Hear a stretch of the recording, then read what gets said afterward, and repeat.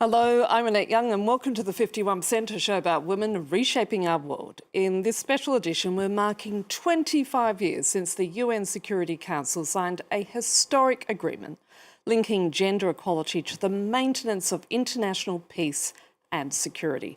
But in 2025, where do we actually stand? Well, the world is currently facing the highest number of active conflicts since 1946, creating unprecedented risks for both women and girls. Yet despite this, only 1 in 10 peace negotiations in the last year has included female negotiators.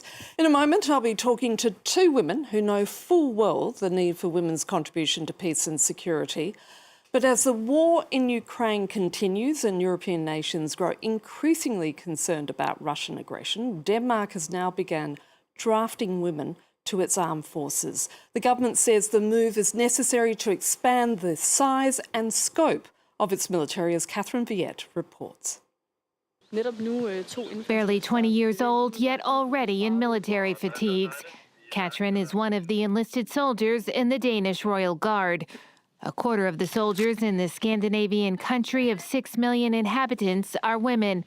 But that figure will be increasing significantly following this summer's new draft. Since July 1st, all women who've turned 18 can be called up for compulsory military service. And starting in February, the length of service will increase from 4 to 11 months. In the situation that the world is in now, it's needed, I think, and I think it's only fair and right that women participate equally as with the men. Faced with a more aggressive Russia and heightened security concerns in Europe, Denmark is eager to increase its armed forces.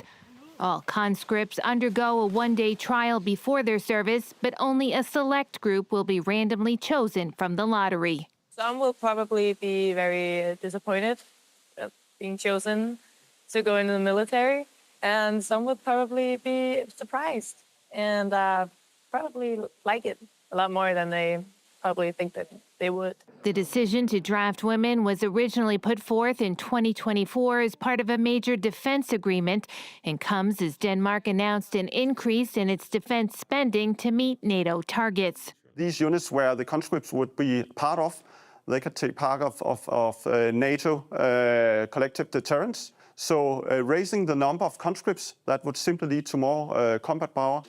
Following Norway in 2013 and Sweden in 2017, Denmark is the last Scandinavian country to make conscription mandatory for women. The Baltic countries could soon make the same decision for their armies. Joining me now from Berlin is Chris Coulter, the Executive Director of the Berghof Foundation, who has more than 20 years' experience in conflict resolution and is a former advisor to the Swedish Foreign Ministry. And with me in the studio is Thompson, the CEO of the Feminist Foreign Policy Collaborative, who's in town from North Carolina. I want to thank both of you for coming in and giving us some of your time. I want to start with you, Chris. As we see in that report, we're living in the most risky time conflict-wise since the end of World War II, and the UN says close to 700 million women now live within 50 kilometres of deadly conflict, the highest level since the 1990s. Yet women are still largely excluded from decision-making in 2025. You have to admit the prognosis is not looking too good, is it? You said it yourself, 25 years since the resolution was passed, and with such paltry results. Still, we know, where's the evidence to say that excluding women from peace processes was a good idea for sustainable peace? Obviously not. There's overwhelming data that you have to include women in all phases of the decision-making processes, from the highest level to the lowest level.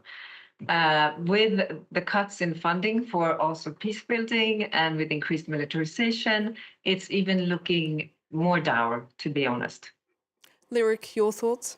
I'm a little hopeful this week because I'm in Paris for the Feminist Foreign Policy Ministerial Conference, which is an attempt to create a new coalition of progressive countries who really have invested in the women, peace, and security agenda and who have really fashioned themselves as leaders, and countries like Spain, who is standing up for increasing its development assistance, increasing its humanitarian assistance, increasing its assistance to the UN, and bucking trends of investing in military budgets. The fear is understandable, and yet if we abandon the investments in the seeds of peace, which we know human security framework tells us that it's not about the absence of war, but the presence of human thriving. And we're just not going to get there in the current state of affairs. And with that in mind, we've got a situation where in May this year, the US Secretary for War, Pete Hegseth, cancelled the Women, Peace and Security Program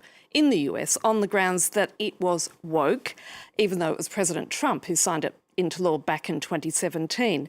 How is the Trump administration's stance impacting the sector? I mean, the U.S. is, in good times and bad, a global leader. There's the phrase, when the U.S. sneezes, the whole world catches a cold. I hope that we're at the beginning of the end of the era of U.S. exceptionalism and that impact in the world. But you definitely see copycats. And then it can't be understated, the huge force of the U.S. in the world, both as a military and economic superpower. And I would also like to say that Congress gets to change the name of the agency. So as far as I'm concerned, it's still the Department of Defense.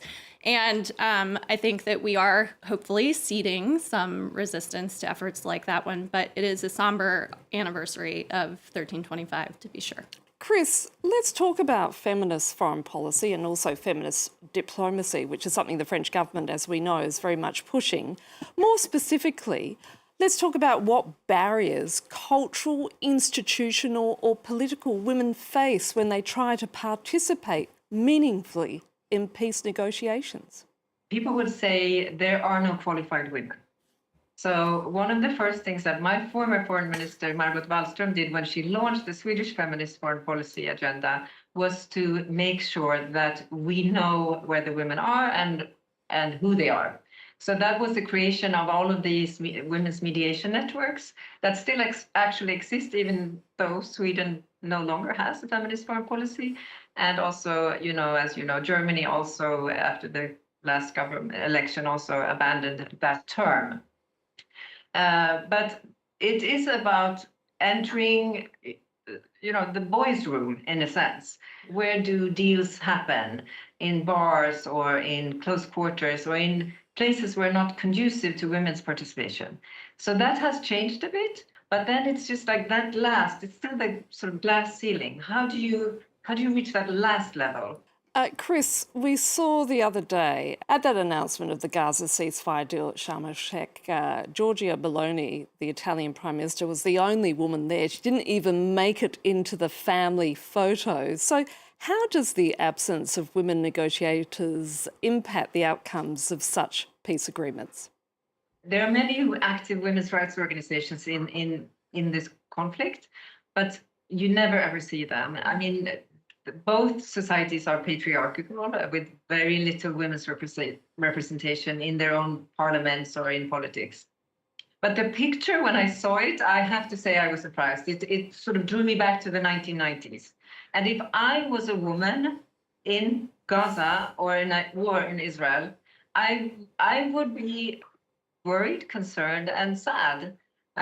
Because what kind of deals can they make that actually look at the needs of the entire population? Lyric, do women make better negotiators?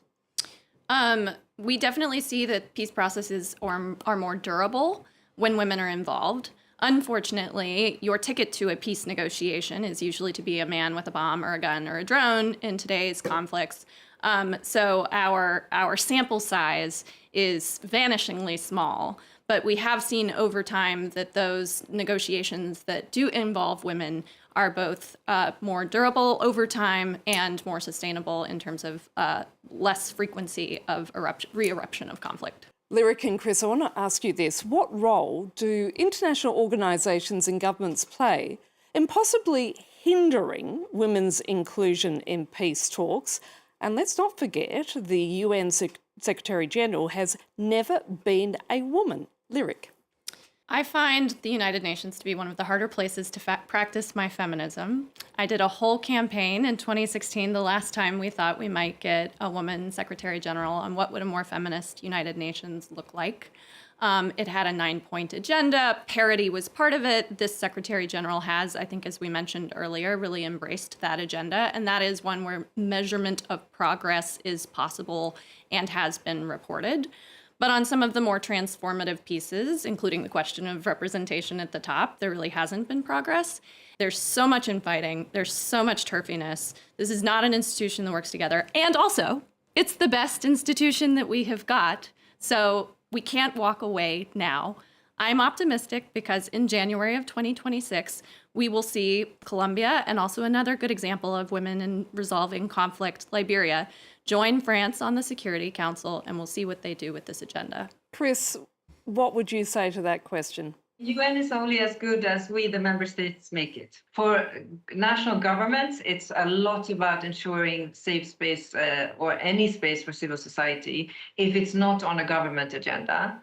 As I said, I sound very negative and pessimistic, but I'm a possibilist, maybe not an optimist. Whenever there's a challenge, I see that there's also an opportunity to be smart, to think differently, and to network and act and just ensure that we're here to stay. It's harder in some of the more authoritarian states than in the more liberal states, I would say. And that's sad because it's become another, Lyric mentioned woke, and it's become so polarized as if including women for sustainable peace is a woke thing. It's not a woke thing, it's a smart thing. I'm sorry to say we've run out of time, but I'm delighted to know that I've added a new word to my vocabulary, Chris, that being a possibilist. In the meantime, I want to thank both you, Chris Coulter and Lyric Thompson, for being here. And that's it for this show. So until our next edition, bye for now.